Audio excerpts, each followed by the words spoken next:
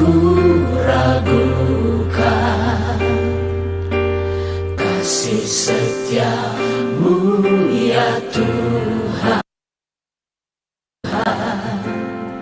Setiap waktu dalam hidupku tak pernah kau tinggalkan. Meski langit tanpa surut, awan gelap pun menghadap, hadapi badai, lewati gelombang, tak pernah kau tinggalkan diriku.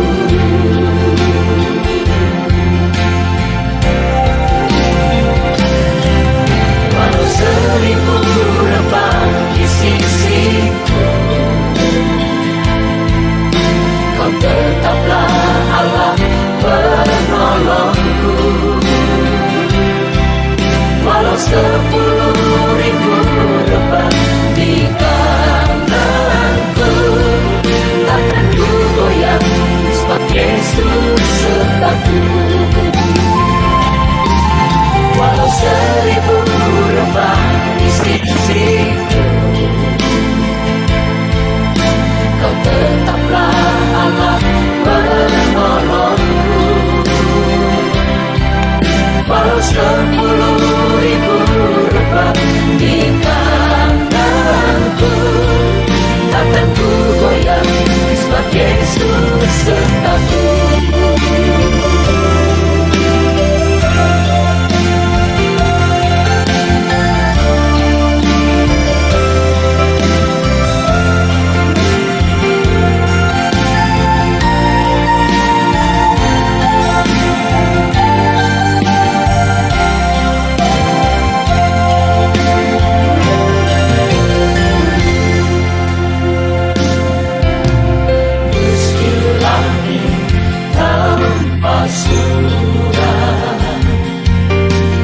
Awan gelap pun menghadap, hadapi badai, lewati gelombang, tak pernah kau tinggalkan diriku.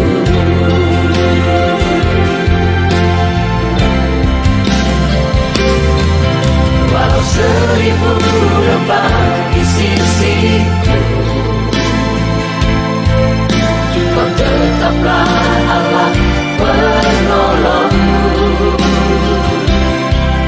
Walau 10.000 rebah di kananku, takkan ku goyang sebab Yesus sertaku.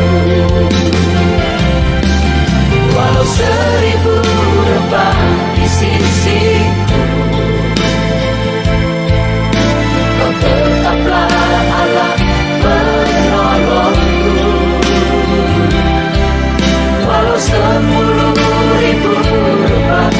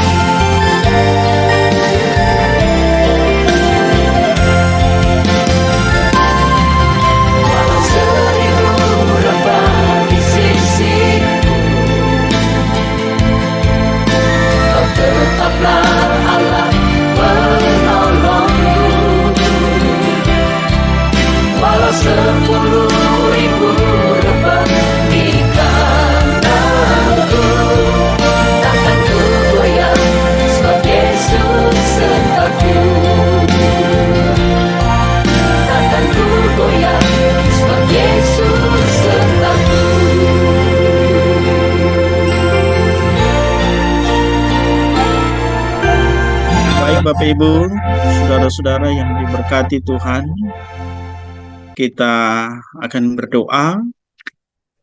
Terpujilah Engkau ya Allah Bapa kekal kudus dalam surga, Allah yang senantiasa mengasihi kami dengan kasih setia Tuhan yang tiada berkesudahan. Memberkati setiap kami di berbagai tempat, sehingga malam hari ini kami boleh memiliki kerinduan yang sama untuk bergabung dalam satu pelayanan Grace Ministry lewat ibadah online di kesempatan indah berbahagia malam hari ini. Dan itu Bapak di dalam surga, Engkau memberkati setiap perangkat yang kami gunakan, signal, jaringan, apapun yang mendukung kelancaran kegiatan kami di malam hari ini. Baik kami yang mengikuti maupun kami yang akan melakukan pelayanan di hari ini. Secara khusus hamba-Mu, Pendeta Amiruddin Pasugai yang akan menjadi saluran berkat lewat pelayanan firman Tuhan di malam hari ini. Kami percaya Engkau hadir bersama-sama dengan kami dan kami rindu untuk menikmati setiap berkat demi berkat dari surga yang Kau siapkan bagi kami di malam hari ini. Dalam nama Tuhan Yesus Kristus, kami berdoa, kami bersyukur. Amin. Baik, kita selanjutnya akan mendengarkan kesaksian. Saya buka kesempatan untuk dua orang, tentu satu mewakili kaum putra, yang satu mewakili kaum putri, supaya seimbang ya.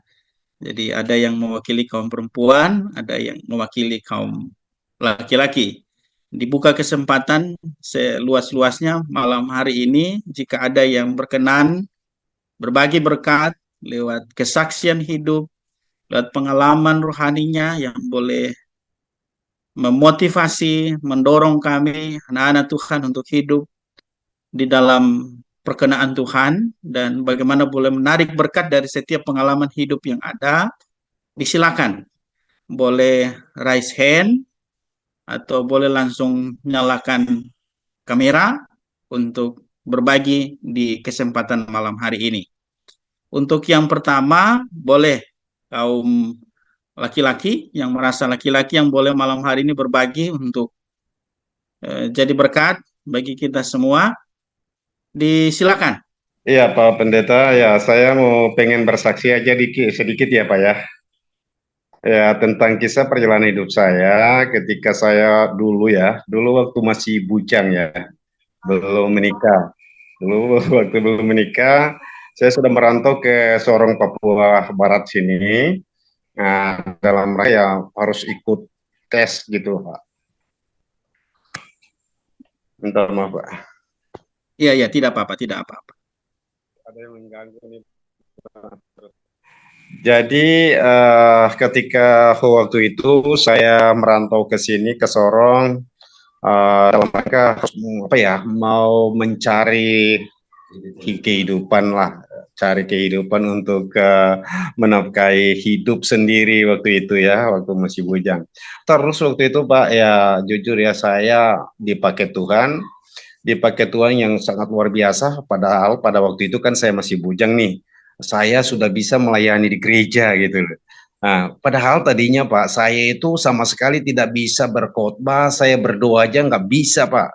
Tetapi ya luar biasa mungkin ya Tuhan memakai kita ya, Tuhan tidak tahu ya, kita tidak tahu bagaimana rencana Tuhan buat pribadi kita gitu loh.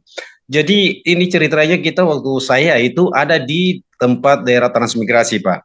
Transmigrasi, terus kemudian gereja yang dibangun itu kan waktu itu pemerintah yang bangun, jadi cuma satu. Terus kemudian gereja itu harus dipakai untuk 3 agama, yaitu agama Kristen, Kristen Protestan, Katolik, sama Pentakosta Pak. Nah disitulah kami memakai satu gereja itu untuk beribadah. Terus berjalannya waktu, di saat itu kita mau beribadah, kita harus pakai giliran gitu Pak. Kita pakai giliran. Yang minggu hari ini kita mungkin GKI, di sini GKI ya Pak ya, Gereja Kristen Injili di Tanah Papua. GKI. Terus minggu depan itu mungkin Katolik. Terus kemudian minggu berikutnya lagi Pentakosta. Kita pakai giliran kayak gitu Pak. Tetapi berjalannya waktu Pak itu langsung dari GKI sendiri mereka merasa bahwa waduh ini tidak bisa kita berjalan seperti ini. Kita harus istilahnya beribadah sendiri lah gitu. Tidak boleh kita bergabung. Akhirnya mereka menyampaikan hal itu ke saya, lalu saya mengusulkan kepada dua tokoh tersebut dan pada akhirnya mereka terima. Akhirnya kita pisahkan jam-jam ibadahnya. Jadi Katolik duluan dari jam 6, terus kemudian jam 9 kita GKI dan jam 11 itu Pentakosta. Tetapi begitu berjalannya waktu juga ternyata ya mereka sudah tidak dua tokoh ini sudah tidak mau bergabung lagi dengan kami gitu Pak.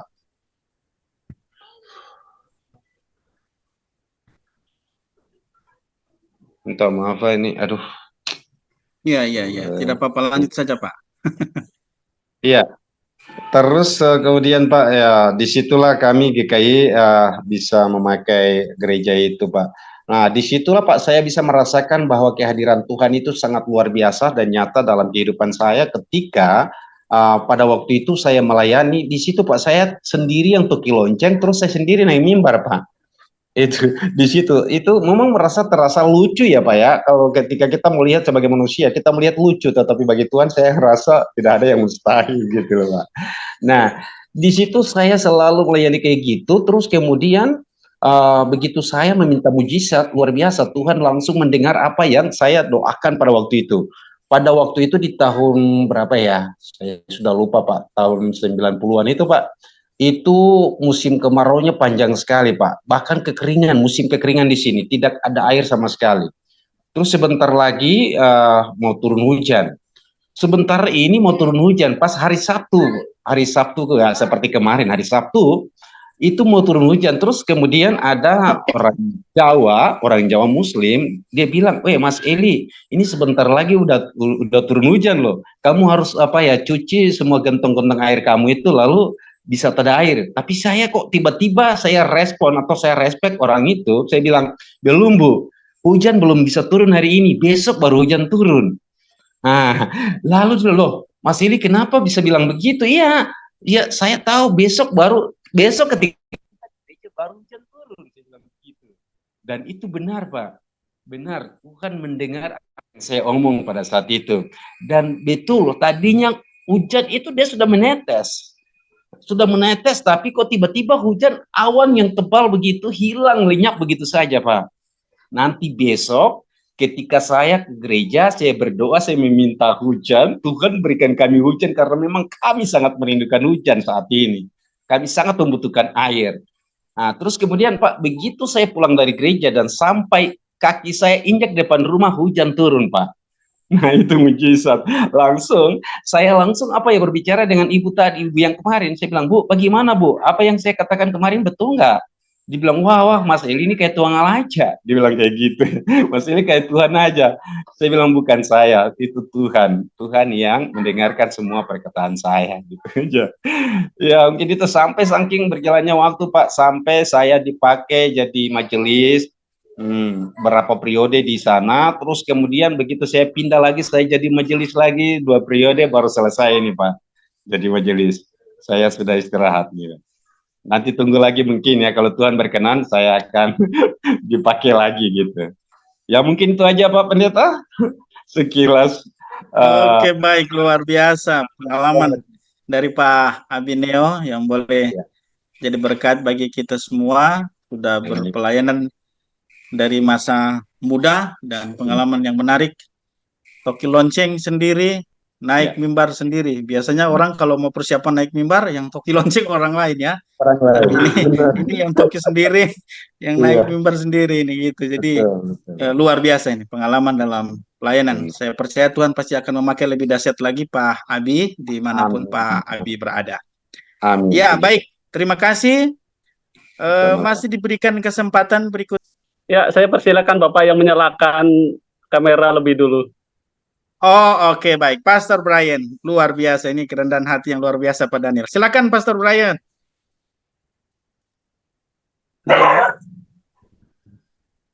Haleluya, puji Tuhan. Eh, Terima kasih untuk Pak Daniel yang sudah beri kesempatan. Saya pikir Pak Daniel yang duluan saja untuk bersaksi, tapi karena eh, sudah persilakan untuk bersaksi. Jadi terima kasih, Tuhan berkati. Uh, saya mau kenalkan diri, saya dari Manado, Sulawesi Utara. Tempat tinggal saya sekarang ada di Langowan, Kecamatan Langowan, Kabupaten Minahasa, dan saya pelayanan di Manado, di tempat saya. Jadi puji Tuhan, saya boleh bergabung di komunitas Grace Ministry yang ada, bisa berjumpa lagi dengan semua yang ada pada saat ini, dan puji Tuhan.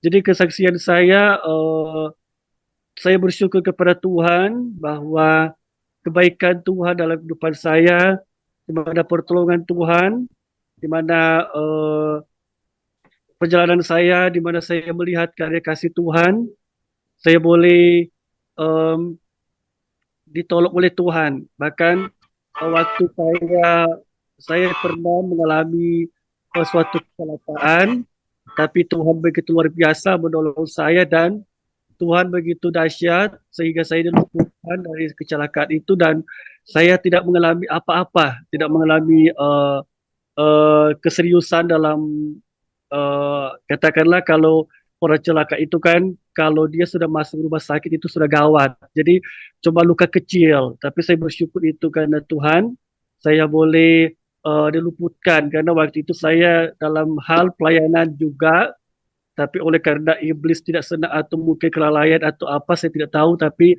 waktu itu saya memang uh, tidak sadar bahwa saya sudah celaka pada waktu itu menuju pelayanan di daerah Tombatu, Minahasa Tenggara, Manado, Sulawesi Utara. Jadi di situ saya memang melihat pertolongan Tuhan begitu luar biasa, sehingga sekalipun motornya yang gawat tapi orangnya tidak gawat. Jadi saya bersyukur Tuhan itu luar biasa, Tuhan itu dahsyat. Jadi saya pikir-pikir ya walaupun motornya yang gawat, ya motor kan bisa dibuat, bisa dibikin lagi, bisa diservis. Tapi kalau orang kalau sudah luka itu kan di bagian tubuhnya itu masih ada dia punya katakanlah bekas lah gitu kan. Tidak ada bisa hilang, kecuali kalau pakai suatu alat atau apa ya bisa hilang, tapi yang mustahil kalau sedikit luka itu tidak bisa hilang. Nah, jadi situ saya bersyukur saya boleh hidup saat ini semua karena anugerah Tuhan dan bisa berjumpa dengan semua yang ada. Jadi memang pada hari-hari kemarin memang sudah lama ini Gas Ministry linknya dibagi-bagikan. Jadi saya karena saya kesibukan, jadi saya tidak gabung karena kesibukan. Jadi hari ini saya boleh bergabung karena ada waktu untuk saya bisa bergabung. Dan puji Tuhan saya bisa melihat muka-muka yang ceria-ceria semuanya di sini. Bahkan Bapak yang tadinya yang bersaksi juga mukanya ceria juga. Jadi saya tambah semangat juga. Tadi pas saya buka kamera, saya juga tadi tidak berpikir untuk bersaksi, tapi karena saya di apa di untuk beri kesempatan untuk bersaksi, jadi saya ya katakanlah untuk membagikan kesaksian. Jadi kesaksian saya itu di mana pertolongan Tuhan dahsyat. Jadi sekali lagi salam kenal untuk semuanya, salam kenal juga untuk pembicara juga Pak Pendeta yang pembicara Amiruddin, Pak Pendeta Muriduddin, bahkan juga pengurus-pengurus semuanya, anggota-anggota. Sekali lagi saya menyapa semuanya, Bapak Daniel juga, Bapak eh, Marlon juga semuanya, Bapak Ben Janis juga semuanya, Ibu Heni juga ini. Kalau Ibu Heni ini dia sudah lama kenal sama saya itu. Dia waktu itu saya pernah pelayanan juga di tempatnya di online, ya itu di Bible Study, ya di Ibu Heni Mirulean. Ya jadi saya juga pernah melayani pekerjaan Tuhan di ibadahnya. Jadi saya sudah lama kenal dan saya juga ikut-ikut ibadahnya. Tapi karena mungkin saya sibuk, jadi saya tidak sempat gabung. Jadi puji Tuhan itulah kesaksian saya. Mungkin kepanjangan dan saya serahkan kembali kepada WL. Puji Tuhan. Oke, baik. Terima kasih Pak Brian, Pastor Brian yang luar biasa. Pelayanan ini menghadapi tantangan dalam pelayanan, mengalami kecelakaan, tapi Tuhan menolong ya. Kalau Paulus katakan 3 kali aku didera, 3 kali karam kapar dan lain sebagainya dalam perjalanan pelayanan. Nah, ini setiap pelayan Tuhan pasti akan mengalami hal yang sama, tapi tidak pernah mundur. Dan luar biasa, Pastor Brian tentu menjadi berkat bagi kita semua dalam berpelayanan ke depan untuk tetap semangat dan tetap terus giat melayani Tuhan. Terima kasih Pastor Brian untuk pengalamannya yang luar biasa, boleh memberkati kami semua dan kesempatan yang indah karena baru masuk pertama kali langsung dapat kesaksian. Ini luar biasa ini berkat Tuhan yang kalau orang dunia katakan kebetulan, tapi bagi kita orang yang percaya kepada Tuhan ini bukan kebetulan karena semua kehidupan kita di dalam kendali Tuhan. Terima kasih untuk 2 ruang kesaksian. Kalau Pak Daniel mau berbagi, saya berikan kesempatan, Pak. Baik, Pak. Masih ada kesempatan ya, Pak ya? Ya, silakan Pak Daniel. Ya, terima kasih sebelumnya ya untuk kesempatan untuk saya membagikan mungkin sebagian dari cerita hidup saya ya atau kesaksian. Ya, pertama-tama saya mengucapkan rasa terima kasih saya ya kepada Grace Ministry yang sudah memfasilitasi saya atau kami ya untuk bisa belajar ya bersekutu, bergabung, mendengarkan firman Tuhan. Karena menurut saya ini hal yang sangat luar biasa bagi saya. Di tempat ini saya bisa belajar ya firman Tuhan dengan lebih baik. Ya, baik saudara yang kasih, saya akan mulai memperkenalkan diri tentunya ya. Karena mungkin sebagian bapak-bapak ibu masih ada yang belum kenal ya. Nama saya Daniel ya, lebih tepatnya Daniel Musmono.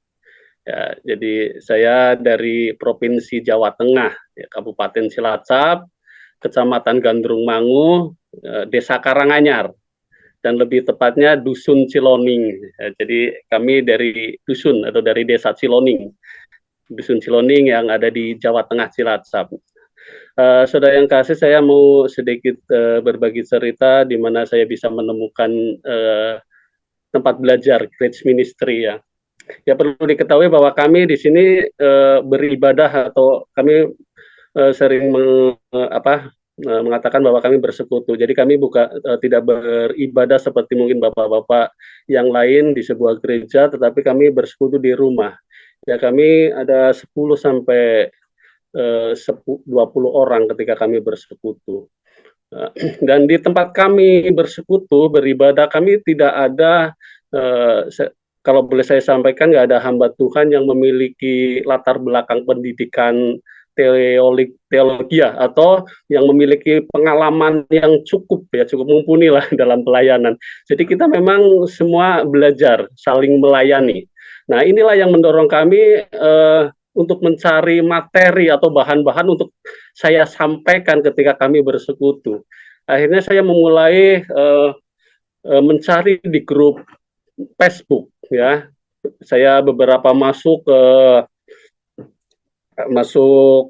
grup-grup rohani dan saya bertemu dengan grup rohani kebenaran Injil yang menyelamatkan, dan di situ saya melihat postingan-postingan yang menurut saya ini postingan-postingan yang bagus menurut saya, dan ini kekristenan yang harus saya ikuti ini yang seperti ini. Dan di situ saya sering melihat postingan Medi Tombokan, ada Dula JR yang bagus-bagus.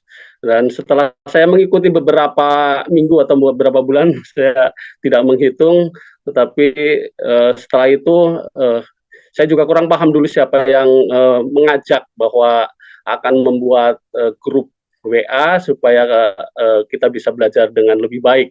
Ya, akhirnya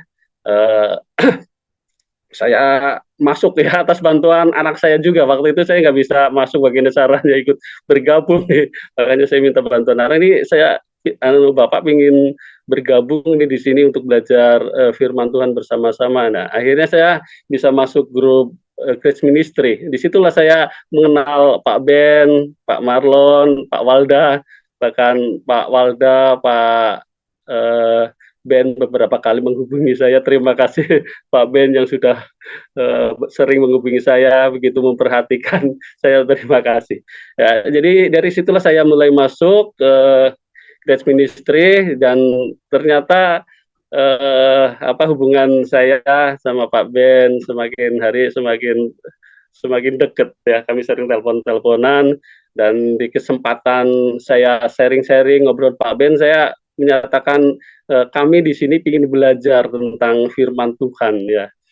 Firman Tuhan dengan yang lebih kontinu atau lebih terprogram. Saya sampaikan ke Pak Ben. Nah, Pak Ben ternyata puji Tuhan menyambut baik dan memberikan peluang ya, sehingga kami bisa belajar. Dan sekarang saya sudah masuk bersama teman-teman kelas pemuridan yang disampaikan oleh Pak Ben, Pak Saud ya. Bahkan beberapa minggu yang lalu atau bulan ya, Pak Ben dari Grace Ministry sudah mengutus Pak Paut Siombing datang ke rumah. Saya sangat bersuka cita kami bisa bertatap muka dengan Pak.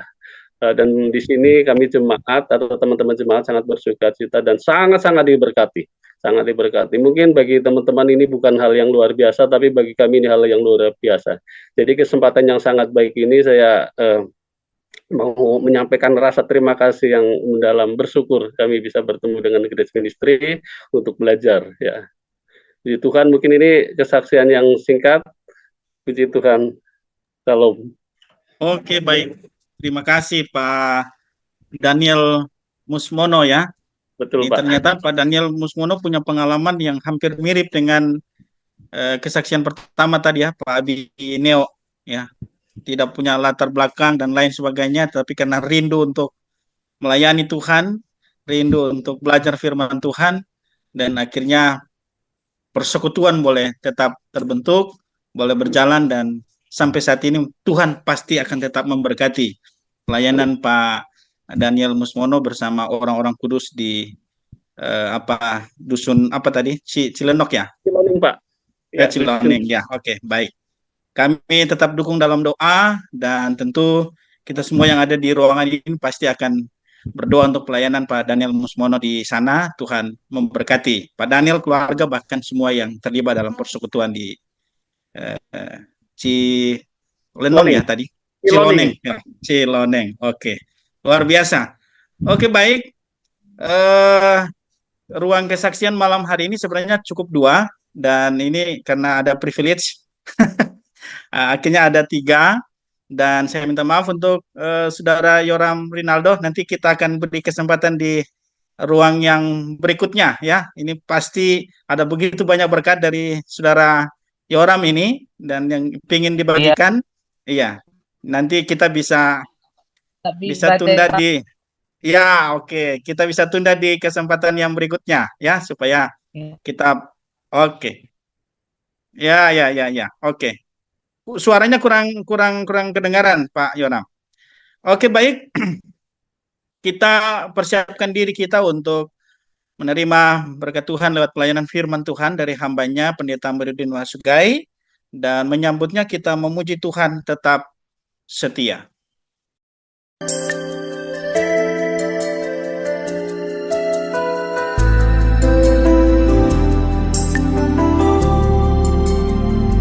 Selidiki aku, lihat hatiku, apakah ku sungguh mengasihimu, Yesus. Kau yang Maha Tahu dan menilai hidupku, tak ada yang tersembunyi bagimu. Selidiki aku, lihat hatiku, apakah ku sungguh mengasihimu, Yesus. Kau yang Maha Tahu dan menilai hidupku, tak ada yang tersembunyi bagimu. Lah ku lihat kebaikanmu yang tak pernah habis di hidupku. Ku berjuang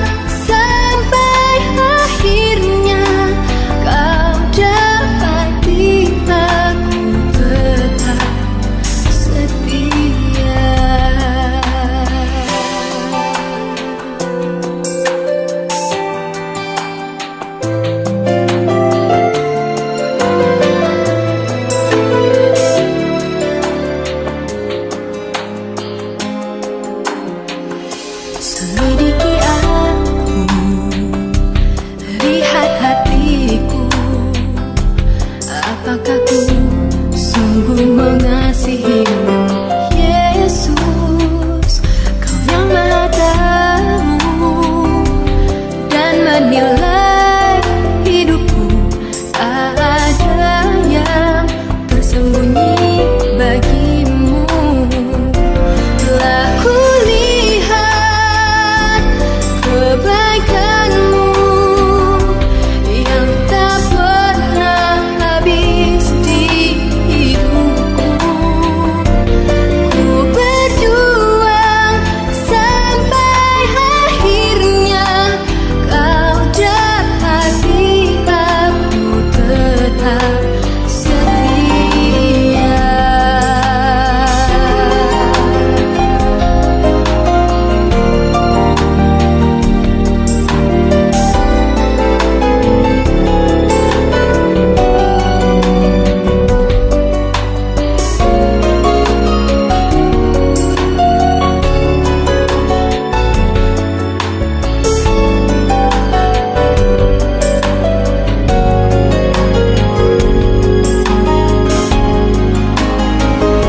Telah kulihat kebaikanmu yang tak pernah habis di hidupku. Ku berjuang sampai akhirnya kau dapati aku tetap setia.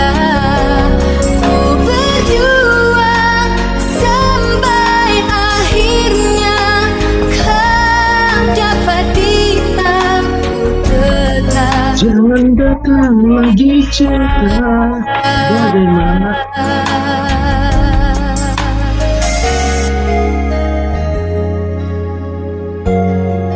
Ya, demikianlah pujian yang boleh memberkati kita semua tetap setia melayani Tuhan, setia mengikut Tuhan. Dan untuk itu, bagaimana kata pujian tadi, selidiki aku, lihat hatiku, biarlah kita boleh melihatnya melalui kebenaran firman Tuhan yang boleh memberkati kita semua di malam hari ini, yang akan ditata layani oleh hamba Tuhan, Pendeta Amiruddin Wasugai. Silakan Pak Pendeta. Kita berdoa.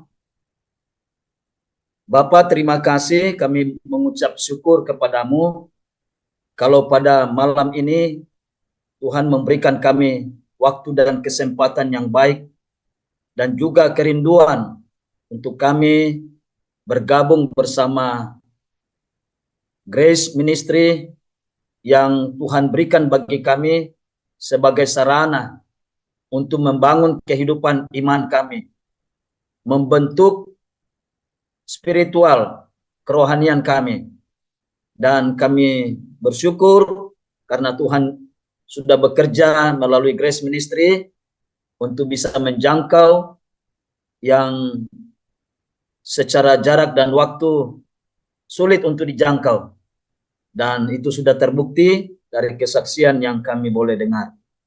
Terima kasih Tuhan Yesus. Kami percaya bahwa pelayanan Grace Ministry ini tidak akan pernah menjadi percuma atau sia-sia. Tuhan memberkati seluruh pengurus Grace Ministry. Tuhan memberkati setiap kami yang boleh hadir di dalam ruangan Zoom ini. Biarlah kami boleh bersama-sama untuk saling menumbuh kembangkan satu dengan yang lain. Karena kami percaya bahwa besi menajamkan besi dan manusia menajamkan sesamanya. Biarlah lewat pelayanan ini kami boleh sama-sama saling menguatkan satu dengan yang lain, sama-sama bertumbuh dan berkembang di dalam anugerah Tuhan. Kami serahkan waktu kami untuk membaca dan merenungkan firman-Mu. Tuhan memberkati kami semua. Kami mohon kiranya Roh Kudus memberikan kami iluminasi penerangan, pencerahan di dalam hati dan pemikiran kami, sehingga kebenaran firman Tuhan yang kami baca, kami renungkan, sungguh-sungguh akan meneguhkan hati kami dan membuat iman kami dikuatkan dan bertumbuh di dalamnya. Biarlah kami berakar di dalam firman-Mu Tuhan, berakar yang dalam dan juga bertumbuh yang subur serta berbuah yang lebat di dalam kehidupan rohani, kehidupan iman kami, di dalam pelayanan kami. Berkati hamba-Mu dan berkati kami semua. Di dalam nama Tuhan kami Yesus Kristus, penebus dan juru selamat kami yang hidup, kami berdoa dan kami mengucap syukur. Amin. Baik Bapak Ibu yang diberkati Tuhan, firman Tuhan pada malam hari ini saya ambil dari satu perikop dalam surat Rasul Paulus kepada jemaat di Tesalonika. Pada pertama Tesalonika pasal 2, surat Rasul Paulus yang pertama kepada jemaat di Tesalonika. Di dalam pertama Tesalonika pasal 2 ayat 1 sampai 12. Dan saya akan membaca bagian firman Tuhan perikop ini, satu perikop ini dengan menggunakan Alkitab terjemahan baru edisi atau jilid yang kedua. Mungkin di tangan Bapak Ibu ada yang menggunakan terjemahan baru edisi kedua, mungkin juga ada yang menggunakan terjemahan baru edisi pertama. Mari kita melihat kebenaran firman Tuhan. Kamu sendiri pun memang tahu, saudara-saudara, bahwa kedatangan kami di antara kamu tidaklah sia-sia. Tetapi sungguh pun kami sebelumnya, seperti kamu tahu, telah dianiaya dan dihina di Filipi. Namun dengan pertolongan Allah kita, kami beroleh keberanian untuk memberitakan Injil Allah kepada kamu dalam perjuangan yang berat. Sebab nasihat kami tidak lahir dari kesesatan atau dari maksud yang tidak murni dan juga tidak disertai tipu daya. Sebaliknya, sama seperti Allah telah menganggap kami layak sehingga Ia mempercayakan Injil kepada kami. Demikianlah kami berbicara, bukan untuk menyenangkan manusia, melainkan untuk menyenangkan Allah yang menguji hati kami, hati kita. Karena seperti yang kamu ketahui, kami tidak pernah bermulut manis dan tidak pernah mempunyai maksud serakah yang tersembunyi. Allah adalah saksi. Juga tidak pernah kami mencari pujian dari manusia, baik dari kamu maupun dari orang-orang lain, sekalipun kami dapat berbuat demikian sebagai rasul-rasul Kristus. Tetapi kami berlaku ramah di antara kamu sama seperti seorang ibu mengasuh dan merawat anaknya. Demikianlah kami dalam kasih sayang yang besar terhadap kamu. Bukan saja rela membagi Injil Allah dengan kamu, tetapi juga hidup kami sendiri dengan kamu, karena kamu telah kami kasihi. Sebab kamu masih ingat, saudara-saudara, akan usaha dan jerih payah kami, sementara kami bekerja siang malam, supaya jangan menjadi beban bagi siapapun juga di antara kamu. Kami memberitakan Injil Allah kepada kamu. Kamulah saksinya. Demikian juga Allah, betapa saleh, adil dan tak bercacatnya kami di antara kamu yang percaya. Kamu tahu betapa kami seperti bapa terhadap anak-anaknya, telah menasihati kamu dan menguatkan hatimu seorang demi seorang, dan meminta dengan sangat supaya kamu hidup sesuai dengan kehendak Allah yang memanggil kamu ke dalam kerajaan dan kemuliaannya. Demikian jauh pembacaan firman Tuhan. Yang berbahagia setiap orang yang mendengarkan firman Tuhan dan menerapkannya, melaksanakannya, melakukannya dalam kehidupan kita hari lepas hari, setiap hari. Saudara-saudara yang dikasihi oleh Tuhan Yesus Kristus, pertama-tama saya menyampaikan syukur kepada Tuhan kita Yesus Kristus yang memberikan kami kesempatan untuk bisa mengambil bagian dalam pelayanan Grace Ministry pada malam hari ini, dalam ibadah online kita. Kita bersyukur kepada Tuhan untuk setiap kesempatan yang Tuhan anugerahkan di dalam kehidupan kita. Bagi kami ini merupakan hak istimewa, privilege bagi kami secara pribadi. Karena siapakah kami ini? Kami hanya alat-alat di tangan Tuhan yang hina dina, tetapi yang rindu untuk mengasihi Tuhan dengan sebuah kapasitas yang kami miliki. Dan terima kasih untuk Grace Ministry yang memberikan kesempatan. Saya juga tidak pernah menyangka kalau Tuhan memberikan kesempatan melalui pengurus Grace Ministry untuk tergabung dan melayani bersama-sama. Ya, tadi saya mengatakan bahwa besi menajamkan besi, Alkitab berkata demikian, dan manusia menajamkan sesamanya. Bapak Ibu Saudara yang dikasihi Tuhan, ada pepatah yang mengatakan, tidak kenal maka tidak disayang, tak kenal maka tak disayang. Sedangkan saja sudah baku kenal, seringkali tidak baku sayang. Bukankah begitu? Yang sudah suami istri kadangkala ya satu tidur menghadap ke utara dan satu ke selatan. Itu dekat di mata tapi mungkin jauh di hati. Harusnya jauh di mata, dekat di hati. Tapi lebih bagus juga dekat di mata, dekat di hati. Nah, kalau yang belum punya pasangan hidup, jauh di mata, jauh pula di hati.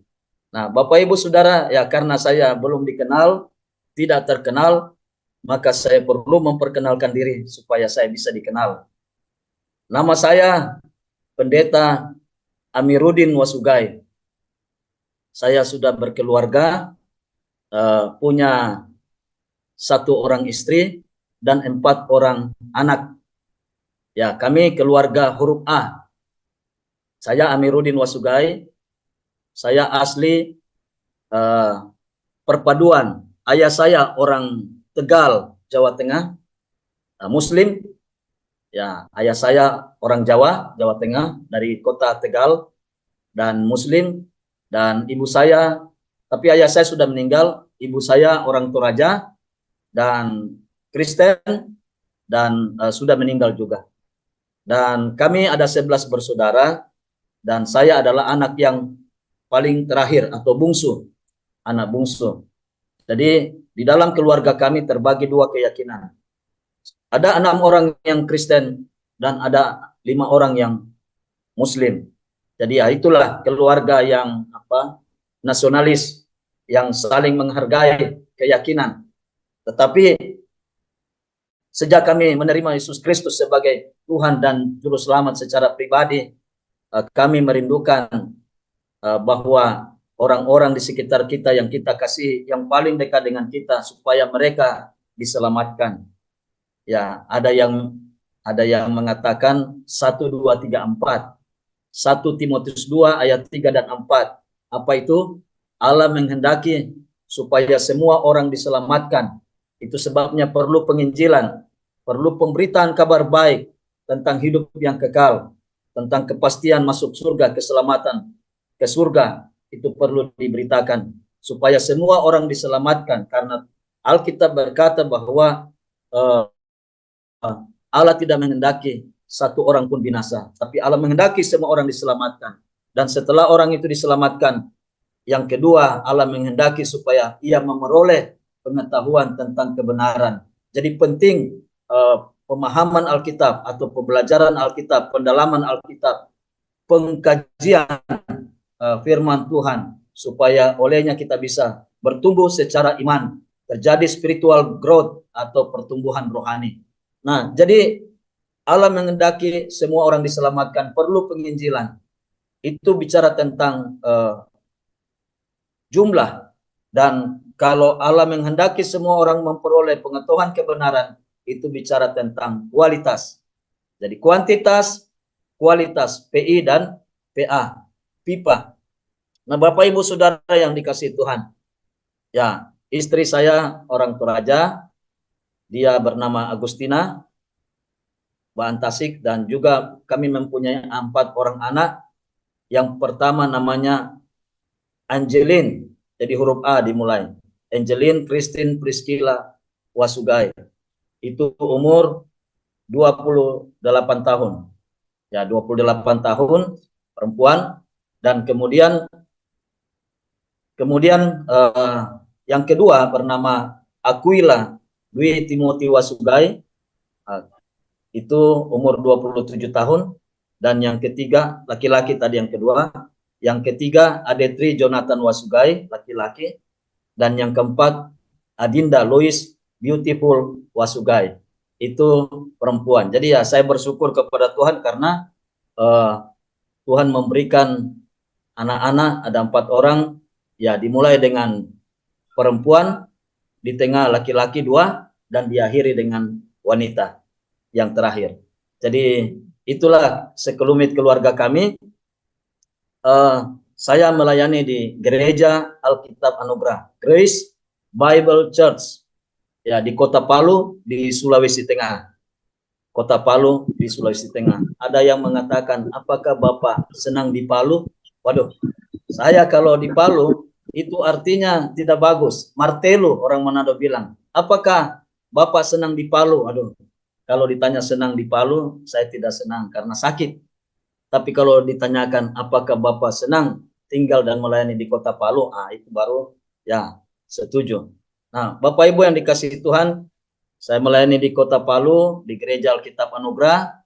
Apabila Bapak Ibu datang ke Kota Palu dengan menggunakan pesawat terbang, lokasi gereja kami, pastori kami, tidak jauh dari pintu gerbang Bandara Mutiara Sis Al Jufri Palu, sekitar berjarak 500 meter saja dari terminal bandara, dekat sekali, bisa jalan kaki, 5 menit boleh sampai jalan kaki. Jadi kalau Bapak Ibu datang ke Kota Palu, ya kontak kami, nanti kami jemput. Ya, jadi nanti kami jemput. Jadi biasanya nanti turun pesawatnya baru kami pergi jemput karena dekat terdengar suaranya. Jadi Bapak Ibu, kami sudah melayani di Kota Palu sudah 19 tahun, merintis pelayanan Gereja Alkitab Anugerah 19 tahun yang silam. Dan yang unik adalah kami tiba di Kota Palu pada tanggal 7 Juli 2005, dan pada tanggal 10 Juli hari Minggu terjadi gempa bumi 5,3 skala Richter, dan kemudian kami bangun pagi hari jam 8 dan kami bangun dan kami bersiap untuk ibadah. Jadi hari ketiga kami tiba di Kota Palu, kami langsung mengadakan ibadah perdana di rumah di tempat kami tinggal, dan itulah hari lahirnya gereja bagi kami. Itu keunikan, baru tiba sudah lahir gerejanya. Jadi kami 10 Juli 2005 itu menjadi hari kelahiran gereja kami. Bapak Ibu yang diberkati Tuhan, saya menerima Tuhan Yesus Kristus sebagai Tuhan dan Juru Selamat saya secara pribadi pada tanggal 25 Februari 1990. 25 Februari 1990 di Kota Makale, di atas gunung, di Tanah Toraja. Dan saya lahir baru, menerima Kristus dari pelayanan almarhum Bapak Pendeta Jerry Maloring, salah seorang pendeta Gereja Alkitab Anugerah yang diutus ke Makassar pada tahun 1988, dan kami berjumpa dengan beliau tahun 1990, dan akhirnya kami mengikuti kegiatan, kami pertama ketemu tahun 1989, dan kami mengikuti kegiatan Bituang Evangelis Training Project di Tanah Toraja, itu 3 hari lamanya, dan kami akhirnya lahir baru dari hasil pelayanan beliau. Beliau sudah almarhum, dan kami sangat bersyukur karena melalui pelayanan beliau, beliau membawa kami kepada Kristus. Dan saya percaya beliau pasti bersuka cita di surga karena hasil-hasil yang dicapai di dalam setiap pelayanan. Nah, tahun 91 saya sekolah, akhirnya memutuskan untuk mengenyam pendidikan teologi. Untuk tahun 1991 saya masuk Sekolah Tinggi Injil Anugerah di Jakarta tahun 1991. Saya lahir baru tahun 90, 1 tahun kemudian saya pergi sekolah Alkitab, sekolah teologi di Jakarta tahun 1991. Dan nanti di wisuda setelah 9 tahun, yaitu tahun 2000. Tahun 2000 saya di wisuda sarjana teologi, dan pada waktu yang bersamaan juga saya ditabiskan menjadi pendeta di Gereja Alkitab Anugerah. Jadi tamat sarjana teologi. Kemudian begitu diutus di Kota Makassar untuk melanjutkan pelayanan di tahun 2022 2002 sampai 2005 kami melanjutkan pendidikan teologi kami lagi di bidang pendidikan agama Kristen. Kami kuliah S1 lagi di jurusan pendidikan agama Kristen dengan gelar Sarjana Pendidikan Agama Kristen selama 3 tahun di Kota Makassar di Sekolah Tinggi Filsafat Teologi Jeffrey Makassar. Sekolah Tinggi Teologi Filsafat Jeffrey Makassar, dan meraih gelar Sarjana Pendidikan Agama Kristen. Kemudian ketika kami diutus di Kota Palu, kami melanjutkan pendidikan program S2 Magister Teologi tahun 2009 sampai dengan 2016. 7 tahun masa sengsara melewati pendidikan S2, akhirnya bisa diwisuda dengan gelar Magister Teologi. Dan puji nama Tuhan, Tuhan sedang menolong kami untuk kami sedang menjalani proses pendidikan untuk program Strata 3 atau S3 untuk meraih gelar doktor.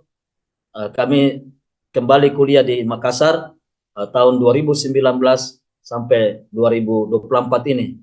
Dan saat ini sedang menulis disertasi untuk ujian proposal disertasi pada saat ini sedang menulis bab 2, dan kami berharap tahun 2025 bisa selesai untuk program doktoralnya. Jadi kalau kami hitung sekitar 24 tahun sudah mengenyam pendidikan teologi. Dan ya, puji nama Tuhan, Tuhan kasih kesempatan untuk hal itu.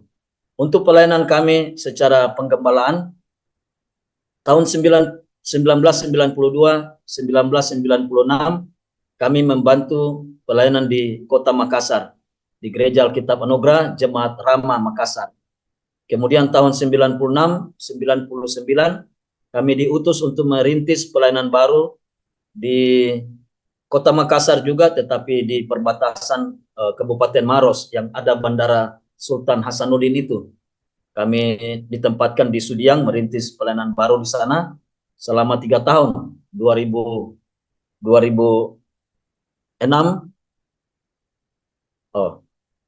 1996 sampai 1999, 3 tahun lamanya. Dan puji Tuhan, gereja di sana sudah berjalan sampai hari ini. Dan selanjutnya kami diutus ke Tagulandang di Sulawesi Utara tahun 99 sampai 2000. Dan setelah itu tahun 2000 kami diutus ke Makassar lagi untuk menggembalakan jemaat di Makassar. Itu tahun 2000 sampai 2005. Jadi 5 tahun kami menggembalakan jemaat Gereja Alkitab Anugerah Rama Makassar. Dan pada tahun 2005 sinode kami mengutus kami untuk merintis pelayanan di ibu kota provinsi yang baru dirintis, yaitu di Kota Palu, Sulawesi Tengah. Mulai tahun 2005 sampai saat ini, jadi sudah sekitar 19 tahun kami melayani merintis pelayanan di Kota Palu dan sekitarnya. Jadi selama kurun waktu 19 tahun ini kami bersama dengan rekan-rekan yang lain Tuhan percayakan untuk menanam gereja atau merintis gereja-gereja baru di Sulawesi Tengah. Kerinduan kami punya visi 514 2030. Visi misioner proyeksi iman kami 514 2030, artinya kami rindu bahwa kami memiliki 500 anggota jemaat. Dan kami merintis gereja-gereja baru atau menanam gereja-gereja baru di 14 kota kabupaten di seluruh Sulawesi Tengah sampai tahun 2030. Dan itulah yang kami kerjakan sampai hari ini sebagai mega proyek ilahi yang kami kerjakan bersama-sama dengan tim pelayanan misi yang sama-sama kami kerjakan di sini. Itulah sekelumit tentang pelayanan kami, dan puji Tuhan dalam tahun ini kami sudah diberikan izin mendirikan bangunan gereja setelah 19 tahun kami bergumul. untuk mendapatkan izin mendirikan bangunan gereja. Puji Tuhan kami sudah mulai membangun dan sekarang pembangunan gereja sudah tahap 60%. Semoga Desember atau Februari tahun depan bisa diresmikan. Ya, doakan kami. Nah, kembali pada kebenaran firman Tuhan, terlalu panjang perkenalannya. Bapak Ibu yang dikasihi Tuhan, ya, selain sebagai gembala sidang sehari-hari, saya juga Tuhan percayakan sebagai salah satu pengajar tetap atau dosen di Sekolah Tinggi Teologi Bala Keselamatan Palu.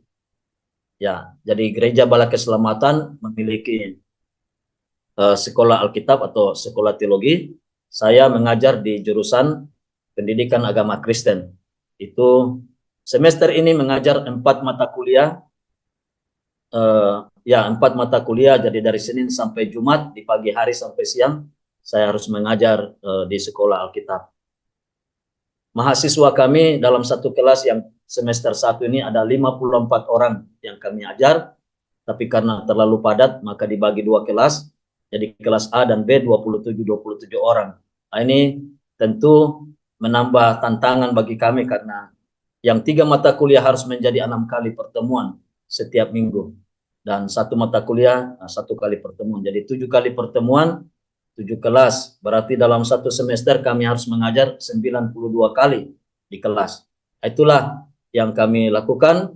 Tapi ya kami bersyukur kepada Tuhan karena Tuhan selalu baik memberikan kami kesempatan yang lebih luas lagi untuk menjadi berkat bagi banyak mahasiswa. Puji nama Tuhan, banyak mahasiswa kami mendengar kabar baik dan kami injili sebelum memulai kelas. Kami injili dulu dan mereka menerima Kristus sebagai Tuhan dan Juru Selamat. Nah, demikian Bapak Ibu yang diberkati Tuhan. Hari ini tema kita pelayan teladan. Pelayan teladan yang diteladankan oleh Rasul Paulus. Rasul Paulus, kita harus memberikan diri kita mengikuti contoh seorang hamba Tuhan yang sangat rendah hati, yang tahan banting, yang boleh dikata Rasul Paulus adalah rasul yang penuh kasih karunia dan tegar. Rasul yang penuh kasih karunia dan tegar. Penuh kasih karunia artinya betapa dulu Rasul Paulus adalah seorang teroris, seorang persekutor, seorang penganiaya orang percaya, orang Kristen, pengikut jalan Tuhan. Tetapi kemudian Tuhan menangkap dia, memenangkan dia, menjangkau jiwanya, dan akhirnya dia berbalik kepada Kristus. Dia menjadi percaya kepada Kristus, dia menempatkan imannya hanya kepada Kristus saja sebagai Tuhan dan penyelamatnya secara pribadi. Maka sejak itu dia berubah dari seorang teroris, seorang persekutor, menjadi seorang misionaris, seorang proklamator, seorang yang memproklamasikan, memberitakan Kristus, seorang yang diutus oleh Kristus untuk mengerjakan misi pemberitaan Injil untuk seluruh dunia ini. Dia adalah rasul yang penuh kasih karunia, penuh anugerah dan tegar. Tegar menghadapi segala tantangan, segala ujian dan pencobaan, segala rintangan, kesukaran, kesulitan, aniaya yang dihadapi di dalam pelayanan. Tetapi dia adalah pelayan Tuhan yang setia. Dia tidak pernah mundur setapak pun. Dia tidak pernah tidak pernah menjadi cengeng di dalam pelayanan. Sehingga di dalam perikop kita melihat seorang pelayan teladan itu, figur yang dicontohi oleh Rasul Paulus karena dia mengikuti Kristus. Karena di dalam 1 Korintus 11 ayat 1 dia katakan, ikutlah teladanku sama seperti aku mengikut Kristus. Jadi kita mengikut Kristus melalui keteladanan daripada Rasul Paulus ini. Rasul Paulus adalah rasul anugerah, rasul yang berbeda dengan Petrus dan CS yang 12 rasul itu. Itu alasan mengapa harus ada rasul yang terbaru yang Tuhan Yesus angkat untuk diutus kepada segala bangsa. Rasul bagi segala bangsa. Rasul untuk segala bangsa, baik itu khususnya bangsa-bangsa lain. Tetapi di bawah pelayanan Paulus tidak lagi ada batasan bangsa-bangsa. Baik Yahudi maupun non-Yahudi sudah didamaikan di dalam Kristus ketika Kristus mati di atas kayu salib. Dengan matinya Kristus sebagai manusia, ia telah membatalkan segala perintah dan ketentuan yang ada di dalam hukum Taurat. Dan setelah itu dia mendamaikan kedua belah pihak yang berseteru, yaitu Yahudi dan bukan Yahudi, menjadi satu di dalam Tuhan Yesus Kristus. Nah, Bapak Ibu yang dikasihi Tuhan, kalau kita mempelajari kitab pertama Tesalonika, di dalam setiap pasal, dalam 5 pasal 1 Tesalonika ini, itu selalu berakhir dengan mengacu kepada kedatangan Kristus kembali. Kedatangan Tuhan kita Yesus Kristus kembali.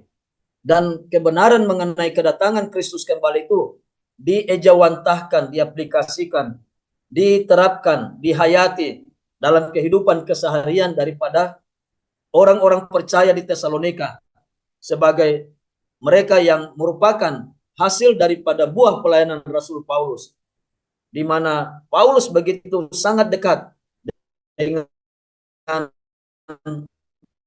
orang-orang Tesalonika, dan itu merupakan sukacitanya, kebanggaannya di hadapan Kristus oleh karena kesempatan yang Tuhan berikan untuk dia bisa menjangkau mereka yang di Tesalonika ini. Walaupun sebenarnya Rasul Paulus itu kalau mau dilihat dari penderitaan yang dialami di Filipi ketika dia memulai pelayanan di kota Filipi dan sekitarnya, dia banyak mengalami aniaya di sana. Oleh karena itu ketika mau merintis jemaat di Tesalonika, memberitakan Injil di sana, tentu bisa saja Paulus itu enggan untuk pergi ke sana secara manusia. Tetapi karena dia adalah pelayan Kristus yang setia, dia masuk ke Tesalonika. Dan kurang lebih pelayanan yang singkat di Tesalonika itu kurang lebih 1 tahun lamanya, Tuhan melakukan karya yang dahsyat, yang luar biasa, di mana Tuhan memakai Rasul Paulus untuk menjangkau orang-orang yang belum diselamatkan di Tesalonika, sehingga kemudian menjadi satu persekutuan komunitas jemaat yang kemudian Paulus tidak bisa lagi sempat ke sana, dan akhirnya Paulus menulis surat kepada jemaat di Tesalonika dan mengutus Timotius untuk pergi mengunjungi jemaat di Tesalonika.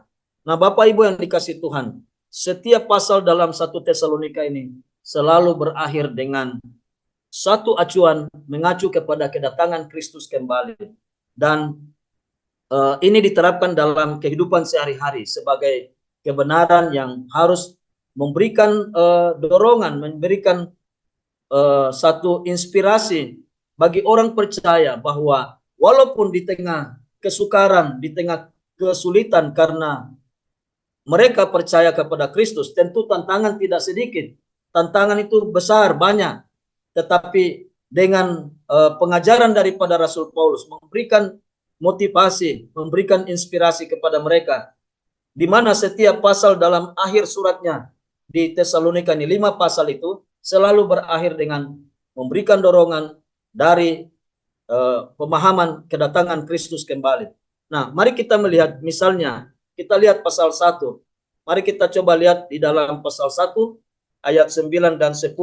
Kita teliti dulu 1 Tesalonika pasal 1 sampai 5. Ini mengacu kepada kedatangan Kristus kembali, atau bicara tentang masalah eskatologi, masa yang akan datang, hal-hal yang akan terjadi ke depan, khususnya seputar kedatangan Kristus kembali. Inilah yang menggerakkan orang-orang percaya untuk hidup benar, hidup saleh dalam kehidupan mereka sehari-hari. Kita lihat 1 Tesalonika 1 ayat 9 dan 10. Saya bacakan. Sebab mereka sendiri bercerita tentang kami, bagaimana sambutan kamu terhadap kami, dan bagaimana kamu berbalik dari berhala-berhala kepada Allah untuk melayani Allah yang hidup dan yang benar, itulah Tuhan Yesus Kristus. Dan untuk menantikan kedatangan anaknya dari surga, yang telah dibangkitkannya dari antara orang mati, yaitu Yesus Kristus, yang menyelamatkan kita dari murka yang akan datang. Jadi ini sebuah ungkapan syukur bahwa menantikan kedatangan Kristus kembali itu akan sungguh-sungguh merupakan bukti keselamatan yang kita miliki. Bukti keselamatan, yaitu membuktikan membuktikan bahwa kita benar-benar orang yang sudah diselamatkan, karena kita akan sedang menantikan kedatangan anaknya Yesus Kristus. Itulah sukacita kita dan pengharapan kita sebagai orang percaya. Nah, mari kita melihat pada pasal 2. Pasal 2 ayat 17 sampai 20. Di situ dikatakan pasal 2 ayat 17 sampai 20. Ya, khususnya ayat 19 20. Sebab siapakah pengharapan kami atau sukacita kami atau mahkota keberkahan kami di hadapan Yesus Tuhan kita pada waktu kedatangannya, kalau bukan kamu? Sungguh kamulah kemuliaan kami dan sukacita kami. Bapak Ibu yang dikasihi Tuhan, ini pasal 2 bagian terakhir juga bicara tentang mengacu kepada kedatangan Kristus. Dan ini berbicara tentang motivasi untuk kita memenangkan jiwa bagi Kristus. Karena setiap orang yang kita menangkan bagi Kristus, kita bawa, kita arahkan hidup mereka kepada Kristus, mereka itulah menjadi kebanggaan kita, menjadi sukacita kita di hadapan Tuhan. Bila kita berjumpa dengan mereka yang sudah kita layani itu, yang pernah kita layani mereka dan membawa mereka kepada Kristus, pada waktu kita tiba di surga, ada dua kata yang minimal kita akan dengarkan. Yang pertama, welcome. Dari Tuhan Yesus Kristus sendiri berkata, welcome, selamat datang di rumah Bapakku. Selamat datang berjumpa dengan saya, juru selamatmu. Itu kalimat welcome, selamat datang. Tetapi kalimat yang kedua, kita akan mendengarkan kalimat yang berkata thank you, terima kasih. Ini ungkapan kalimat daripada orang-orang yang pada waktu kita hidup di dunia ini, setelah kita lahir baru, setelah kita menerima Kristus dan diselamatkan, dan kita mulai melayani dan mencapai mereka yang belum terjangkau itu, lalu mereka mendengarkan Injil yang kita sampaikan, dan mereka percaya kepada Kristus, dan mereka diselamatkan. Nah, berapa banyak orang yang diselamatkan dari hasil pelayanan kita, itulah nanti akan menjadi sukacita, mahkota kemegahan kita pada waktu kita di surga. Dan kita akan berjumpa dengan mereka itu semua. Dan mereka akan berjabat tantangan dengan kita dan berkata, terima kasih. Saya boleh ada di surga ini. Saya bisa sampai di sini karena jasa Anda pernah melayani saya ketika masih hidup di dunia ini. Dia berkata, terima kasih. Nah, ini satu sukacita, kebanggaan kita, mahkota kita di hadapan Tuhan. Kalau sekiranya satu jiwa dihitung satu lencana, kalau kita bisa memenangkan, dipercayakan Tuhan memenangkan 100 atau 500 atau 1000 jiwa, ada begitu banyak lencana, ada begitu banyak medali yang kita peroleh yang daripada Tuhan Yesus Kristus. Itulah upah mahkota pahala yang Tuhan Yesus Kristus berikan kepada kita. Nah, Bapak Ibu yang dikasihi Tuhan, pada pasal yang ketiga dalam surat Tesalonika, kalau yang kedua tadi mendorong kita untuk memenangkan jiwa bagi Kristus. Dan yang pasal 3 ayat 11 sampai 13. Kiranya, ya, pasal 3 ayat 11 sampai 13. Kiranya Dia Allah Bapa dan Yesus Tuhan kita membukakan bagi kami jalan kepadamu. Kiranya Tuhan menjadikan kamu bertambah-tambah berkelimpahan dalam kasih seorang terhadap yang lain dan terhadap semua orang, sama seperti kamu juga mengasihi kami. Kiranya Dia menguatkan hatimu supaya tak bercacat dan kudus di hadapan Allah dan Bapa kita pada waktu kedatangan Yesus Tuhan kita dengan semua saleh-salehnya, dengan semua orang kudus. Kedatangan Kristus itu mendorong kita untuk hidup suci dan benar. Ini luar biasa, karena hidup suci dan benar itu menjadi modal yang kuat untuk kita menjadi daya tarik, magnet yang kuat untuk mereka yang belum diselamatkan, supaya mereka tertarik untuk datang kepada Kristus dengan kehidupan kita yang suci. Itu yang pasal 3. Pasal 4, kita bisa lihat di dalam ayat 18, bahwa kedatangan Kristus, di dalam ayat 14, ayat 18, minta maaf.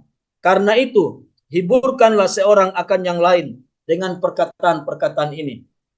Kita tahu, kenal persis bahwa 1 Tesalonika 4 ayat 13 sampai 18 bicara tentang seputar kedatangan Kristus kembali. Kedatangan Tuhan kita Yesus Kristus di awan-awan, di udara, di angkasa, untuk menjemput setiap orang percaya, untuk diambilnya dari dunia ini dan dibawa ke surga. Itulah pengharapan kita. Nah, kedatangan Kristus ini memberikan penghiburan yang sejati. Itulah dikatakan di sini bahwa menjadi penghiburan di tengah duka cita. Menjadi penghiburan di tengah duka cita. Alkitab berkata, Paulus berkata bahwa hiburkanlah seorang akan yang lain dengan kalimat-kalimat pengharapan. Bahwa jika kita Kristus datang kembali, yang mati akan dibangkitkan terlebih dahulu, yang masih hidup akan di-changing, diubahkan, dan kemudian yang terakhir ada reuni, ada pertemuan kembali, yaitu demikianlah kita akan selama-lamanya bersama-sama dengan Tuhan. Ada reuni, bersatu kembali, baik yang sudah mati dibangkitkan dan yang masih hidup diubahkan, berjumpa di awan-awan, lalu kita dibawa ke surga. Di sanalah terjadi reuni. Jadi ada resurrection, ada changing, ada reunion. Nah, terakhir bagian pasal 5, bicara tentang kedatangan Kristus kembali. Pada pasal 5, jadi yang tadi, yang keempat itu, kedatangan Kristus menjadi penghiburan di kala duka cita. Dan di dalam pasal 5, khususnya ayat 23 dan 24 bagian terakhir itu, di situ dikatakan bahwa semoga Allah damai sejahtera menguduskan kamu seluruhnya, dan semoga roh, jiwa, dan tubuhmu terpelihara sempurna saat tanpa cacat pada kedatangannya Yesus Kristus Tuhan kita. Ia yang memanggil kamu adalah setia, ia juga akan menggenapinya. Puji nama Tuhan. Itu pertanda bahwa dasar alasan mengapa kita harus makin yakin kepada Tuhan. Karena dia adalah Allah yang setia. Setia, dia yang berjanji, dia juga yang menepati janjinya. Dia yang berjanji, dia yang menggenapinya bagi saya dan saudara. Jadi begitu juga di dalam pelayanan. Itulah yang diyakini oleh Rasul Paulus. Sehingga dalam pasal 2, 1 Tesalonika pasal 2 tadi, pelayan teladan itu, kita melihat bagaimana teladan yang bisa kita ikuti dari pelayanan Rasul Paulus. Yang pertama, kita lihat di dalam pasal 2, 1 Tesalonika pasal 2, ayatnya yang pertama, bahwa teladan daripada Rasul Paulus, bahwa kehidupannya itu kehidupan yang membawa berkat rohani. Kehidupan Rasul Paulus di dalam pelayanannya itu tidak sia-sia, tidak percuma. Coba kita lihat di ayat 1. Dia bicara juga tentang kedatangan Kristus. Pasal 2 ayat 1. Tentang kedatangan Tuhan kita Yesus Kristus. Dan minta maaf. Saya salah melihat. 1 Tesalonika pasal 2, tadi 2 Tesalonika. Kamu sendiri pun memang tahu, saudara-saudara, bahwa kedatangan kami di antara kamu tidaklah sia-sia. Dia mengingatkan kembali kepada jemaat di Tesalonika bahwa Tuhan yang mengirim dia untuk pergi merintis pelayanan di kota Tesalonika yang kurang lebih tidak lama, singkat saja, kurang lebih 1 bulan. Sebenarnya kalau secara manusia bisa saja, mungkin Rasul Paulus bisa saja enggan atau berat melangkah untuk ke Tesalonika. Karena aniaya yang dihadapi di Filipi tidak sedikit. Begitu sukar pelayanan di Filipi. Makanya dia katakan kepada kamu, tidak hanya dikaruniakan untuk percaya saja, tetapi juga untuk menderita bagi Kristus. Itu sebabnya, kalau misalnya Rasul Paulus adalah seorang pelayan yang cengeng, yang rapuh, yang tidak kokoh, tidak kuat, maka bisa saja dia, ya katakanlah, bisa saja dia enggan untuk pergi ke Tesalonika, karena di Tesalonika juga tidak kecil tantangan yang harus dihadapi. Tetapi dia adalah seorang hamba Tuhan yang setia. Dia setia pada panggilan Tuhan. Dia setia mengerjakan tugas-tugasnya. Dia tunduk pada otoritas daripada juru selamatnya yang mengutus dia. Dia pergi ke Tesalonika. 1 bulan lamanya dia di sana memberitakan Injil kepada orang-orang di Tesalonika. Dan pada akhirnya Tuhan bekerja secara luar biasa melalui pelayanan Rasul Paulus. Dan dia katakan di situ dalam pasal 2 ayat yang pertama bahwa saudara-saudara, kedatangan kami di antara kamu tidaklah percuma, tidaklah sia-sia. Itu berarti bahwa dia kehidupannya itu membawa berkat rohani. Kehidupannya tidak menjadi sia-sia. Nah, Bapak Ibu Saudara yang dikasihi Tuhan, berapa banyak di antara kita sebagai orang percaya, sebagai anak-anak Tuhan, orang Kristen, berapa banyak daripada kehidupan kita, di mana pelayanan yang Tuhan percayakan kepada kita. Karena saya percaya bahwa setiap anggota jemaat, setiap anggota tubuh Kristus, setiap orang yang sudah diselamatkan, maka dia juga adalah seorang pelayan Kristus. Dia seorang hamba Tuhan, dia seorang hamba Kristus yang mengabdikan dirinya, yang memberikan hidupnya untuk melayani Tuhan. Dan dalam pelayanan kita, apakah kita melihat seperti hasil daripada pelayanan Rasul Paulus, bahwa begitu banyak buah pelayanannya, hasil pelayanan yang dihasilkan oleh Rasul Paulus itu sungguh luar biasa. Dia bilang, kedatangan kami di Tesalonika tidak sia-sia, tidak percuma, dan itu benar-benar menghasilkan jemaat yang luar biasa, tangguh. Itulah jemaat di Tesalonika. Nah, saudara yang dikasihi Tuhan, ia seorang pelayan yang setia. Kehidupannya boleh menjadi berkat. Berapa banyak di antara kita yang hidup hari ini yang sudah menjadi berkat bagi orang lain? Berapa banyak orang yang hidupnya kita arahkan datang kepada Kristus dalam selama pelayanan kita. Nah, ini menjadi satu dorongan, satu motivasi bagi kita untuk kita mengikuti pelayan teladan ini. Seorang pelayan yang memberikan teladan yang baik, bahwa kehidupannya tidak percuma, kehidupannya ada hasilnya. Nah, soal sedikit, sedang atau banyak itu hal yang kedua.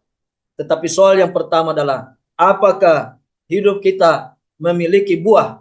Apakah hidup kita memiliki hasil? Tadi di awal saya sudah mengatakan bahwa di dalam Kristus kita harus berakar secara dalam dan kuat melalui firman-Nya, pembelajaran kita kepada Tuhan, kepada firman Tuhan. Dan hasilnya adalah kita akan bertumbuh secara subur dan sehat secara rohani dari firman Tuhan yang kita pelajari. Tetapi juga itu menjadi daya penggerak, daya dorong, motivasi bagi kita untuk bisa menghasilkan buah yang lebat di dalam pelayanan kita, berbuah yang lebat. Nah, saudara yang dikasihi Tuhan, di dalam ayat 1, saya meyakini bahwa pelayanan Rasul Paulus memiliki dampak yang begitu luar biasa, dahsyat.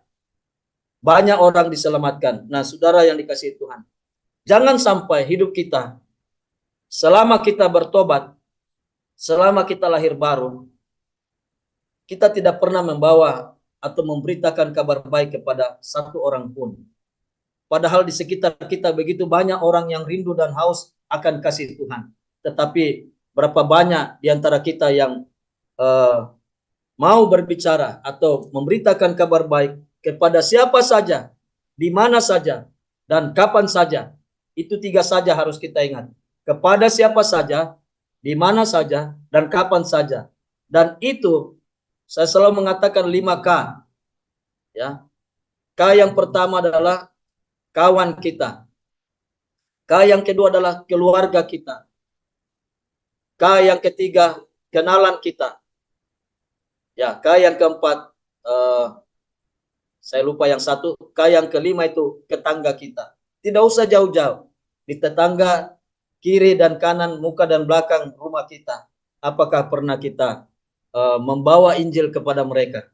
Itu menjadi satu pertanyaan besar bagi kita yang harus kita mengevaluasi kembali hidup dan pelayanan kita. Jadi kehidupannya membawa berkat rohani, tidak sia-sia. Terjadi multiplikasi rohani, pelipat gandaan rohani. Dia tidak hanya seorang diri saja, tetapi dia berkembang sedemikian rupa. Tidak hanya 1, tetapi mungkin 100, mungkin 1000, dan selanjutnya. Itulah kedatangan kami tidak sia-sia. Yang kedua, Bapak Ibu yang dikasihi Tuhan, teladan apa yang bisa kita ikuti dari pelayanan Rasul Paulus?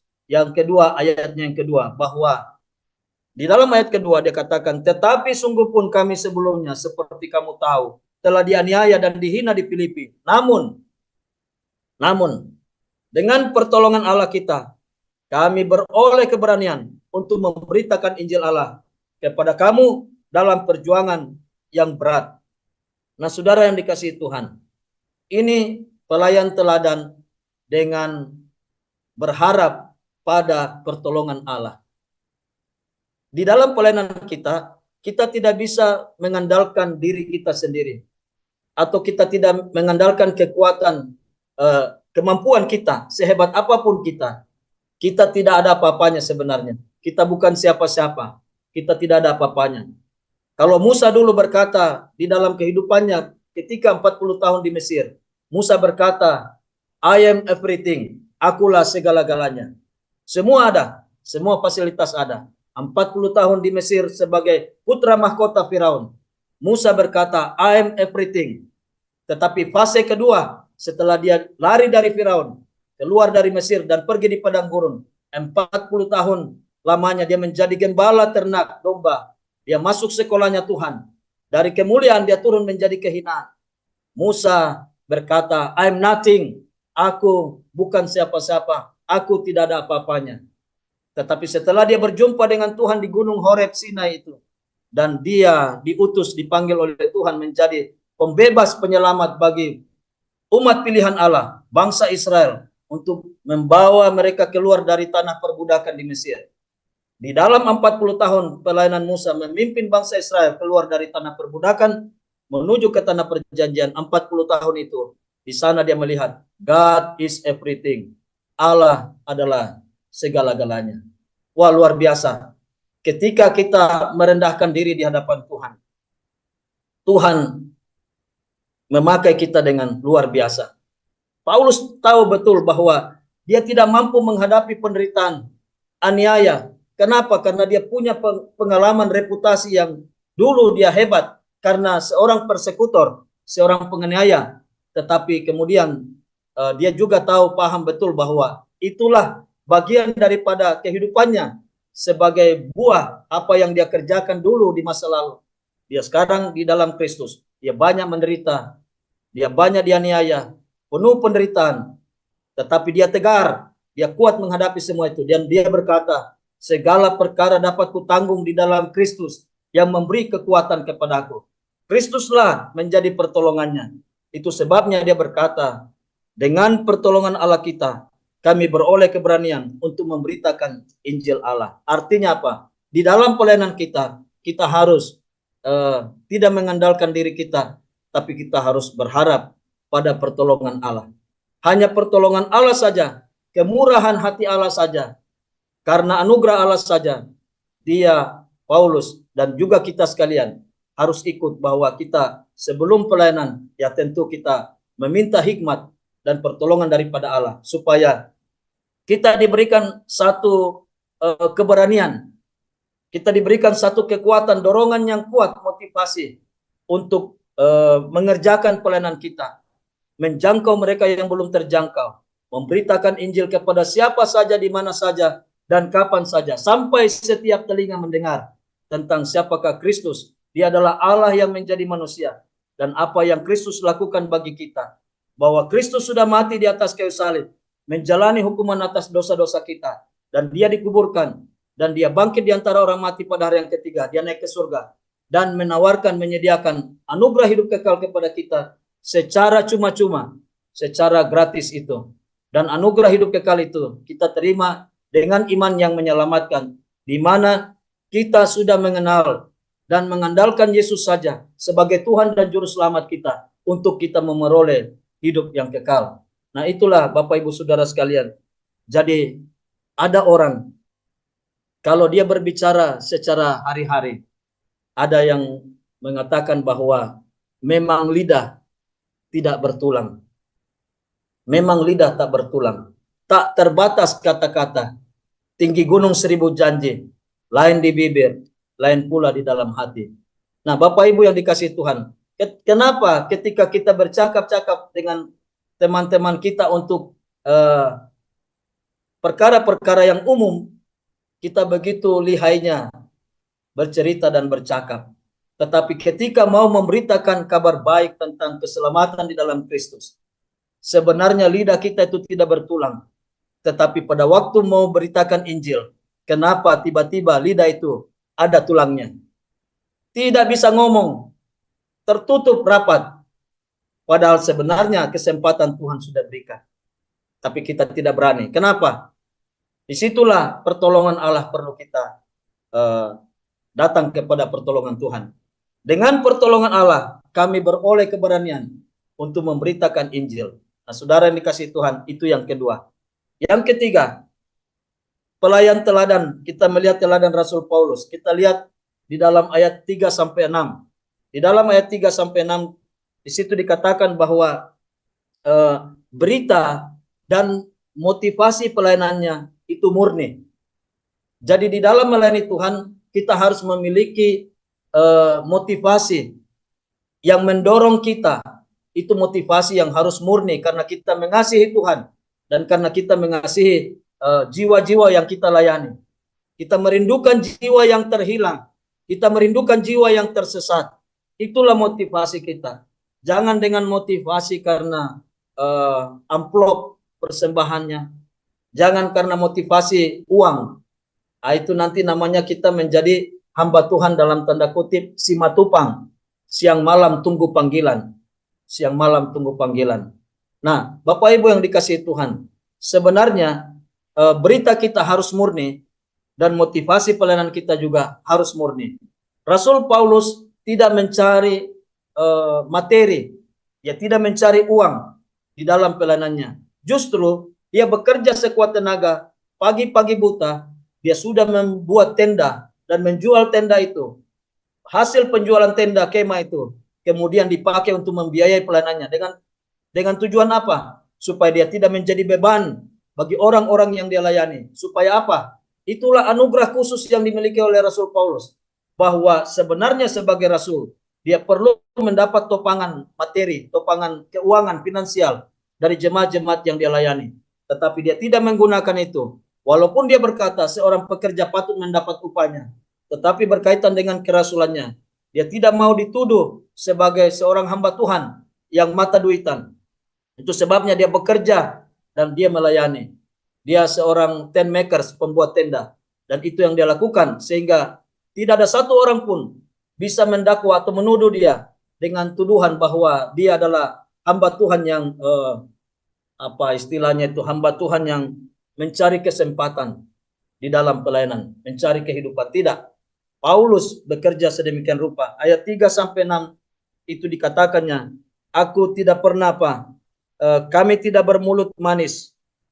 Biasanya orang-orang yang sesat itu, penyesat itu, dia pandai berbicara, bermulut manis, di mana orang kawan bicaranya ini tidak mengerti maksudnya, padahal ada udang di balik batu, ada maksud-maksud tersembunyi di belakangnya, karena mau mengambil keuntungan, mengeruk keuntungan dari orang yang dilayani. Dan pada waktu itu banyak bertebaran pelayan-pelayan seperti itu. Tapi Paulus sebagai pelayan teladan tidak seperti itu. Dia punya berita murni, hanya Injil Kristus saja. Dan dia punya motivasi yang murni, yaitu untuk melayani Tuhan Yesus, untuk melayani jiwa-jiwa yang terhilang dan membawa mereka kepada Kristus.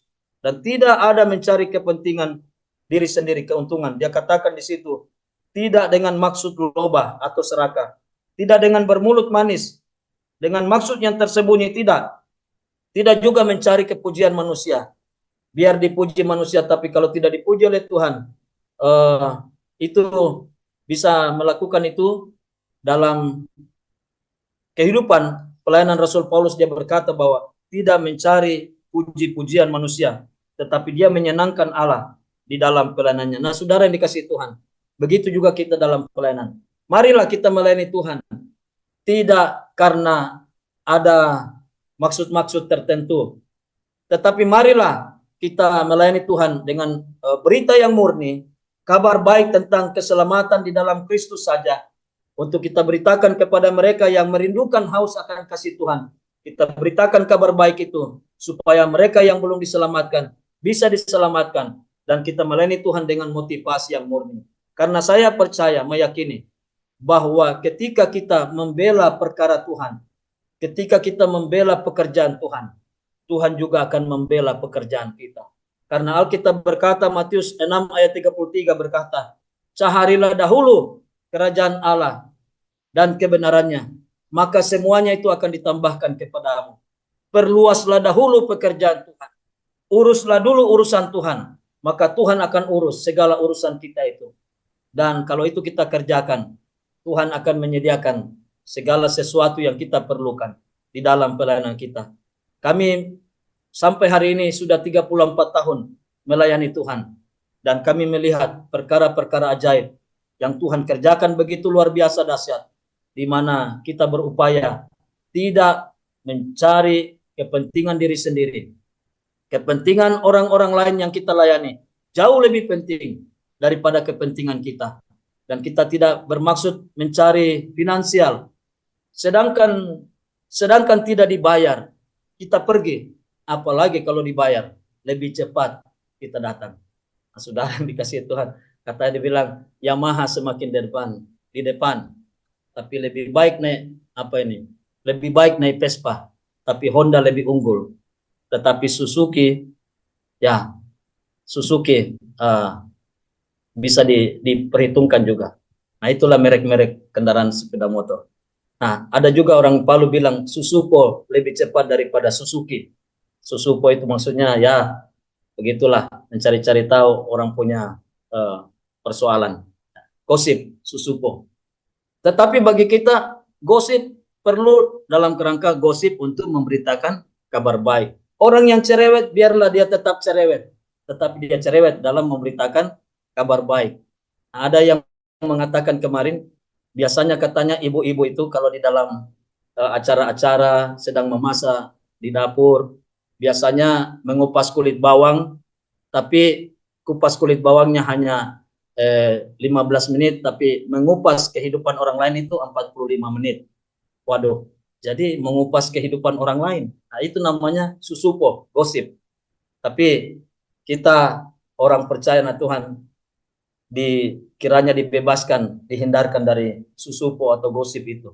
Lebih baik kita bergosip tentang firman Tuhan. Kita bergosip tentang kabar baik kepada mereka yang belum diselamatkan. Ya, dan yang terakhir, yaitu di dalam ayat 7 sampai 10, yaitu teladan kasih yang dimiliki oleh Rasul Paulus. Bagaimana dia mengambil kisah tentang ilustrasi tentang kasih seorang ayah dan kasih seorang ibu. Teladan dalam kasih Rasul Paulus itu dinyatakan di dalam ayat 7 sampai dengan ayat 10. Kasih yang besar, ayat 8. Demikianlah kami dalam kasih sayang yang besar terhadap kamu. Bukan saja rela membagi Injil kepada kalian, tetapi juga membagi kehidupan kami kepada kalian. Dan yang kami kasihi. Jadi seorang hamba Tuhan, dia harus, atau seorang anak Tuhan, dia harus punya kasih yang besar untuk orang-orang yang dia layani. Bukan saja kasih untuk membagikan Injil, tetapi bagaimana mereka hidup di dalam komunitas secara bersama-sama dengan kehidupan yang saling mengasihi. Dan di dalam kehidupan saling mengasihi itu, tujuan adalah untuk penguatan iman, pertumbuhan rohani, tetapi juga untuk saling mendorong, untuk juga menjangkau mereka yang belum terjangkau. Jadi Bapak Ibu yang dikasihi Tuhan, pertumbuhan kita ada 3 macam, yaitu pertama pertumbuhan secara kualitas, mutu, dan kemudian pertumbuhan secara jumlah. Jadi kualitas akan mendongkrak jumlah, dan setelah jumlah meningkat, maka dia akan harus berdampak pada ekspansi atau perluasan pelayanan kita. Kita tidak boleh hanya puas di satu tempat. Kita harus membawa terang Injil itu ke tempat-tempat yang lebih jauh lagi dari kota di mana kita berada. Itu sebabnya marilah kita punya semangat dan tekad seperti Rasul Paulus. Teladan pelayanan dan kehidupan Rasul Paulus. Yang pertama tadi, bahwa kehidupannya membawa berkat rohani, tidak sia-sia. Yang kedua, bahwa dia berharap pada pertolongan Allah di dalam pelayanannya. Dan yang ketiga, berita dan motivasi pelayanannya murni, tidak ada unsur lain. Tidak ada kepentingan diri sendiri, yang ada adalah kepentingan Kristus dan orang yang dilayaninya. Dan yang keempat, di dalam melayani Tuhan, dia memberikan contoh teladan kasih yang luar biasa. Kenapa? Karena dia sudah menerima kasih Kristus yang menyelamatkan dia dengan begitu luar biasa. Biarlah kebenaran firman Tuhan ini menjadi berkat bagi setiap kita dan mendorong kita untuk hidup suci, hidup benar, dan hidup dengan optimal, menghasilkan buah pelayanan yang lebat di dalam kehidupan kita. Demikian firman Tuhan, dan mari kita berdoa. Terima kasih Tuhan Yesus untuk kesempatan ini. Biarlah kebenaran firman-Mu mendorong kami melihat contoh pelayan teladan.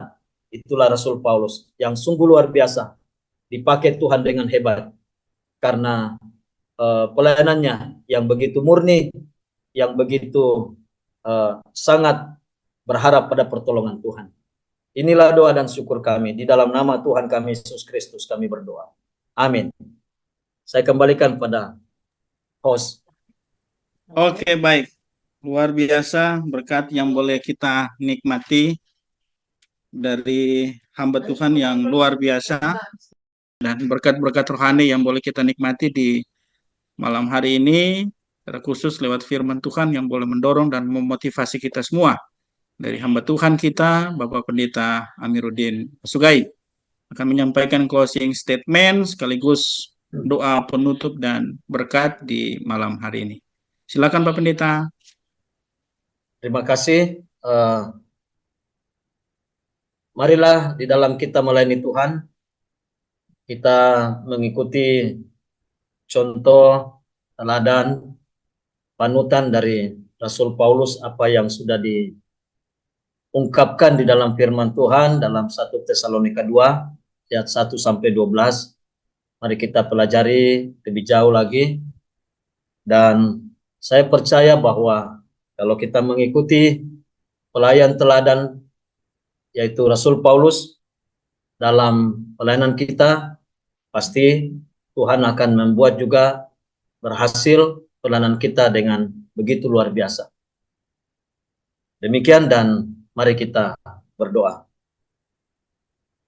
Terima kasih Tuhan Yesus untuk kesempatan yang Tuhan beri bagi kami dalam penyembahan kami kepadamu dan di dalam pembelajaran kebenaran firman Tuhan dari perenungan kami pada malam hari ini. Tuhan memberkati setiap kami yang sudah hadir maupun yang sudah keluar dari ruangan. Tapi kami percaya bahwa kami diberkati oleh Tuhan di dalam pelayanan Grace Ministry ini. Kami berdoa supaya Tuhan terus memakai pelayanan Grace Ministry untuk menjadi berkat yang besar, menjadi berkat yang luas bagi banyak orang di seluruh Indonesia ini melalui fasilitas teknologi yang Tuhan berikan bagi kami untuk kami pakai seoptimal mungkin untuk penjangkauan dan pertumbuhan iman di dalam pelayanan kami. Terpujilah Diko Bapa di dalam pelayanan Grace Ministry. Biarlah nama Tuhan Yesus Kristus saja diberitakan dan Tuhan Yesus Kristus saja yang ditinggikan.